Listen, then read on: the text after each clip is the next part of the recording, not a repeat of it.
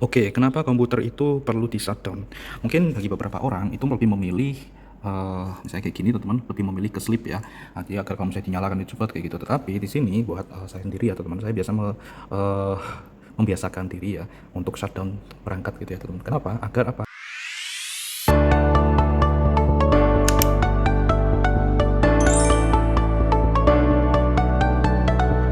Agar bisa menjadi lebih awet untuk perangkatnya kayak gitu ya. Nggak apa-apa sekarang kita udah pakai SSD ya teman-teman, jadi kalau misalnya pas udah kita nggak gunakan lama ya sudah, kita bisa pakai ini, klik terus di sini shutdown teman-teman, ataupun di sini klik kanan ya, klik kanan di mouse kalian seperti itu, klik kanan, ataupun di sini nih sama aja shutdown.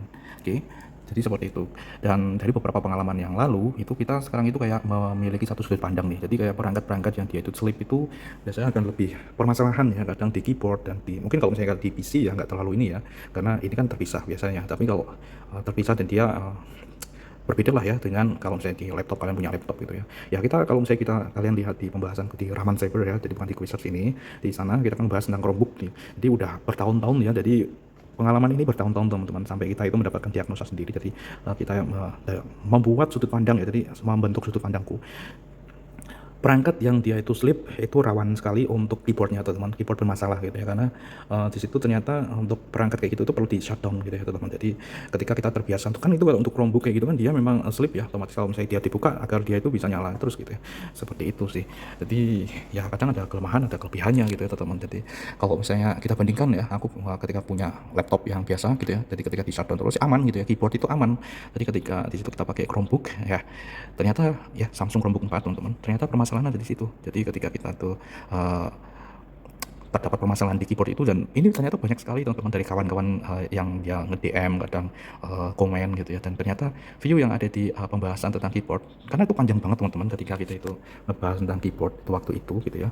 Jadi kan ini kenapa kok bisa kayak gini, ngeklik sendiri dan sebagainya, kita sampai power base dan lain sebagainya, ternyata di situ ya permasalahan di keyboardnya yang sudah bermasalah, jadi kita cabut kayak gitu kan. Jadi ujung-ujungnya sampai ke pembahasan final. Jadi untuk mencapai pembahasan final itu ada beberapa prosesnya. Jadi kayak kita itu misalnya memperbaiki PC ya, memperbaiki PC itu tidak bisa langsung memvonis PC ini dia rusak di sini dan lain sebagainya, tapi kita perlu meruntut nih, kita coba dulu misalnya di bagian RAM-nya, kita coba untuk pasang, kita ganti apakah ini tetap sama atau bermasalah dan lain sebagainya. Ada prosesnya teman-teman, jadi tidak bisa instan ya, kayak gitu sih. Itu adalah seputar itu teman-teman. Jadi kenapa kok kita lebih memilih kalau misalnya kalau kalian mau tidur, mau kalian tuh kerjakan lagi besok kayak gitu, ya lebih baik di shutdown kayak gitu teman-teman. Kalian shutdown sehingga apa, sehingga perangkat kalian itu menjadi lebih awet dan fresh lagi lah gitu bro, seperti itu tentang pembahasan kita tentang shutdown. Jadi milih shutdown atau sleep ya shutdown teman-teman. Jadi kalau misalnya sleep itu kan fungsinya dia hanya sementara ya, seperti ketika kalian lihat di pembahasan sebelumnya kita ngebahas tentang sleep ya, bagaimana cara sleep di komputer Windows kayak gitu kan.